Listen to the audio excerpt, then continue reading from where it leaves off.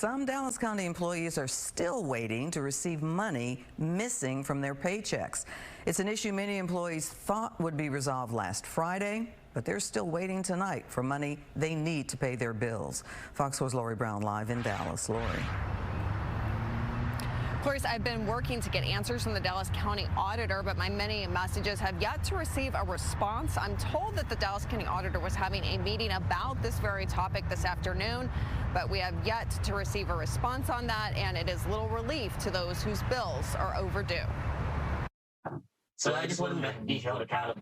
This Dallas County Detention Officer did not want us to show his face or use his name. He asked that we disguise his voice, concerned about ramifications to his job for speaking out. I need my money now. I could use my car. He felt compelled to share his story, not just for himself, but for other colleagues who are missing hundreds of dollars in pay that they need to make ends meet after working long hours in the Dallas County Jail. We'll be tired and burnt out. Payday comes and the money's not there. He says he is owed $500 after not just one, but now 2 paychecks that did not include his overtime pay. The detention officer explained that he and others are required to work 16-hour shifts twice a week. They need us tonight. We'll work for you in a couple weeks. No, it's tonight. It's just saving with our paychecks. In addition to about 200 county employees not getting their correct pay on time, there were also contracted workers like appointed criminal defense attorneys who waited weeks to receive their checks. Tiffany Baker spoke during public comment at Commissioner's Court more than 2 weeks ago. We've all kind of been left in the dark and do not know what is going on. The Dallas County Auditor downplayed the issues. The system is working. There are going to be a few bugs within the system as we clean it up, but we are able to run checks. We've been running checks this last week. It's not a major issue. Heath Harris, a criminal defense attorney in Dallas County, was one of them.